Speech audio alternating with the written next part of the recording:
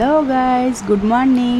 সকাল সকাল চলে আসলাম, মাছ বাজার থেকে শুরু করছি। তোমাদের আজকে দুপুরে কী কী রান্না করলাম সব কিছু রেসিপি সমেত দেখাবো। এইখানে দেখো চিংড়ি মাছ, এই যে গলদা চিংড়িগুলো দেখো সব কটা জ্যান্ত। এই দেখো পুরো জ্যান্ত গলদা চিংড়ি। এখান থেকে আমাদের গলদা চিংড়িও নেওয়া হয়েছে, পাশে যে চিংড়ি রাখা আছে ওই চিংড়িগুলোও নেওয়া হয়েছে। দুই রকমের চিংড়ি বাজার থেকে নিয়ে এসছে ঘটুর বাবা। এই দেখো এটা হচ্ছে মাছ বাজার, এই ঠাকুর পুকুর হয় না সেইখানে, মানে এখানে বাজারটার নাম হচ্ছে ঠাকুর পুকুর। তো যাই হোক, ওই যে গলদা চিংড়ি আর এমনি যে চিংড়ি দুটোই নিয়ে এসছে। তো এখন আমি এনে কেটে ধুয়ে সুন্দর করে গুছিয়ে রেখেছে। এবার আমি রান্না বান্না করতে চলে এসেছি, রান্না বান্না শুরুও করে দিয়েছি। এইখানে দেখো প্রথমে দেখিয়ে দিলাম দুই রকমের মাছ, প্রথম গলদা চিংড়ি আর এমনি চিংড়ি। তো এখন প্রথমে আমি এমনি যে চিংড়িটা সেটাকে এখন কড়াইতে তেল দিয়ে ভেজে নিলাম। ভেজে তারপর ওই যে চিংড়ির যে মাথাগুলো ছিল সেই মাথাগুলোকেও ভেজে তুলে নিলাম, আর ওই চিংড়ি মাছটাকেও ভেজে তুলে নিলাম। দুটোই একসাথে দিয়ে দিয়েছিলাম কড়াইতে, কিন্তু ভেজে তারপর তুলে দিয়েছি।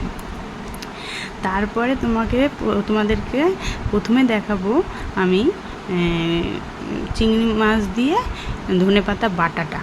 তো তার জন্য আমি প্রথমে ওই মাছগুলো ভেজে তুলে নিলাম। তারপরে সেই তেলটার মধ্যে আর একটু তেল দিলাম, দিয়ে তারপরে ওই কালো জিরে শুকনো লঙ্কা ফোড়নে দিয়ে তারপরে দিলাম পেঁয়াজ কুচি, রসুন, আদা, অল্প একটু আদা কুচি, আর দিয়ে দিলাম কাঁচা লঙ্কা।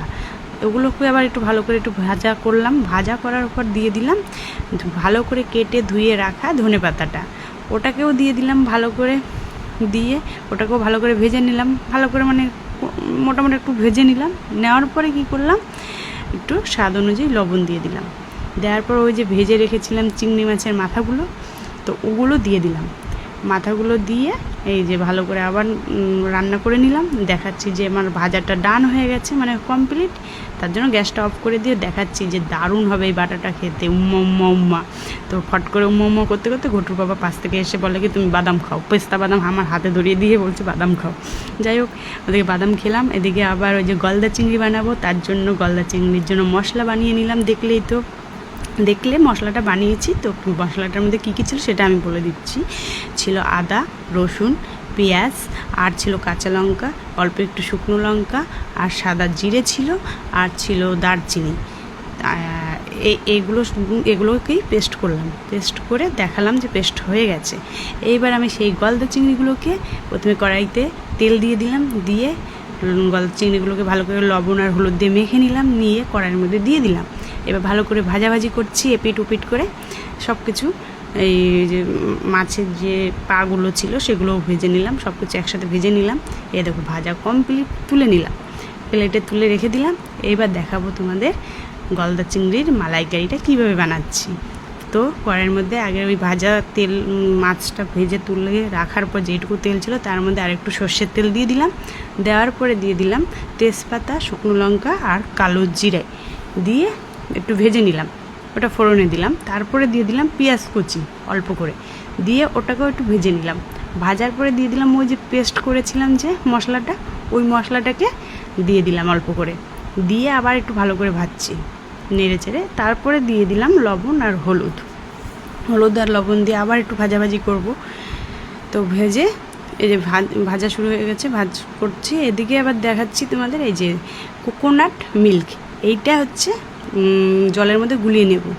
গুলিয়ে নিয়ে এই দুধটাই আমি দেবো, পরে ইউজ করব। তো গুলিয়ে রেখে দিলাম সাইডে। তো এদিকে হচ্ছে ওই যে অল্প একটু জল দেবো মশলাটার মধ্যে, দিয়ে কি আবার একটু কষাবো। তেল আর দেবো না আমি, ওই অল্প একটু তেলেই রান্না হবে। লাস্টে জাস্ট একটু আমি স্বাদটা আরও মানে দুর্দান্ত করার জন্য ঘি দিয়ে দেবো অল্প করে। যাই হোক, ওই যে জল দিয়ে আবার একটু কষালাম, হালকা করে একটু জল দিয়ে দিলাম, দিয়ে আবার কষিয়ে নিচ্ছি ভালো করে মশলাটা ভালো করে কষাতেই হবে, কিচ্ছু করার নেই। এই দেখো মশলাটা দারুণভাবে কষিয়ে নিয়েছি, কষানো আমার হয়ে গেছে। এইবার দেব সেই যে দুধটা গুলিয়ে রেখেছিলাম কোকোনাট মিল্ক, সেইটা এখন সুন্দর করে ঢেলে দিলাম। পুরোটা ঢেলে দিয়ে আবার ভালো করে মশলার সাথে দুধটাকে ভালো করে মিক্সড করে নেব। যে ভালো করে নাড়িয়ে মিক্সড করে নিচ্ছি। এরপরে মিক্সড করার পর দিয়ে দেবো ওই যে ভেজে রাখা গলদা চিংড়ি। এইবার সবটা দিয়ে দিলাম গলদা চিংড়ি। ঘটুর বাবা আবার 5টাই গলদা চিংড়ি নিয়ে এসছে, 5 জন আমরা, 5 জনের জন্য 5টা। তো যাই হোক, এই দেখো গলদা চিংড়িগুলো দিয়ে দিলাম, দিয়ে ভালো করে মিশিয়ে নিলাম ঝোলের সাথে। এরপরে দেখাবো যে হালকা করে, মানে এটা অনেকক্ষণ ফোটানোর পরে হালকা করে একটু চিনি দিয়ে দিলাম। চিনিটা দিলে কি স্বাদটা আর একটু মানে দারুণ হয়। যাই হোক, চিনিটা ব্যালেন্স করে স্বাদটাকে। তো লাস্টে আবার নামানোর আগে দেখালাম যে ঘি দিলাম, 1 চামচের মতো ঘি দিয়ে ভালো করে মিশিয়ে দিচ্ছি গ্রেভির সাথে আর চিংড়ি মাছের সাথে, পুরো সবটার সাথেই ভালো করে মিশিয়ে দিলাম। এবার আমার রান্নাটা মানে ডান। দেখো কালারটা দেখো, জাস্ট অসাধারণ, আর খেতে ছিল দুর্দান্ত, একদম ফাটাফাটি। এই যে গ্যাসটা অফ করে দিলাম, এবার আমার রান্না হয়ে গেছে। এদিকে এত মানে মানে সেন্ট বেরোচ্ছিল, পাশের বাড়ি একটা বয়স্ক মানুষ ছিল, তো উনি এত কাশাকাশি করছিল আর জোরে জোরে বলছিল, তুমি কি রান্না করছো গো, কী রান্না করছো, মানে মানে আমাকে বলছে না, তার বউকে বলছে, কারণ আমাকে তো ডাইরেক্ট বলতে পারছে না। এই জন্য আমার মানে আমাকে শুনিয়ে শুনিয়ে এরকম জোরে জোরে তার বউকে বলছে, কী রান্না করছো, জল ঢালো জল ঢালো। তো আমি আবার কী করেছি, মানে ফ্যান অন করে দিয়েছি। ফ্যান অন করলে কী হবে, মানে জানি না, আমরা কেউ কাশছিলাম না, কিন্তু উনি খুব কাশাকাশি করছিল, উনি একটু বয়স্ক, ওর জন্য হয়তো কাশি হচ্ছিলো, জানি না কিসের জন্য। যাই হোক, আমার মনে হচ্ছিলো যেন আমাকেই বলছিলো, যেন আমি এবার ফ্যান অন করে দিয়েছিলাম। তো যাই হোক, এদিকে আমরা তারপরে রান্না ডান ছিল, সব দেখালাম কী কী রান্না করলাম। দেখানোর পরে যে ছোটো বোটোকেও খেতে দিয়ে দিয়েছিলাম, আমরাও খেয়ে নিয়েছিলাম। আজকে সবাই যার যার মতন একা একা খেয়েছি। Tata, bye bye, good night.